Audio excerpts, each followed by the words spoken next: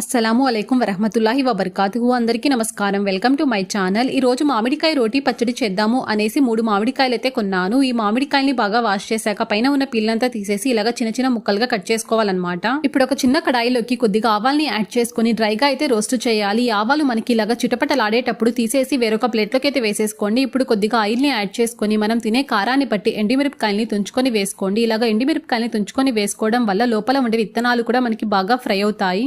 ఇప్పుడు మిక్సీ జార్లోకి వేయించి పెట్టుకున్న ఎండిమిరపకాయలు, ఆవాలు మన టేస్ట్కి సరిపడంతగా కొద్దిగా ఉప్పుని వేసుకొని కాస్త మెత్తగా పౌడర్ లాగా బ్లెండ్ చేసేసుకున్న తరువాత ఇందులోకి మామిడికాయ ముక్కల్ని యాడ్ చేసుకుని కొంచెం కోర్స్గా అయితే బ్లెండ్ చేయాలన్నమాట. ఇప్పుడు పచ్చడికి తాలింపు కోసం కడాయిలోకి కొద్దిగా ఆయిల్ని వేసి ఆయిల్ హీట్ అయ్యాక కొద్దిగా ఆవాలు, వెల్లుల్లి రెబ్బలు, కరివేపాకు, పసుపొడిని వేసుకుని బాగా ఫ్రై చేసేసాక ఇందులోకి ముందుగా బ్లెండ్ చేసి పెట్టుకున్న పచ్చడిని వేసేసి ఒకసారి దీనంతా బాగా మిక్స్ చేసేసుకోవాలి. ఈ మామిడికాయ రోటీ పచ్చడి అంటే ఎంతమందికి ఇష్టమో లైక్ చేసి కింద కామెంట్ చేయండి. ఈ వీడియో నచ్చితే సబ్స్క్రైబ్ చేసుకోండి.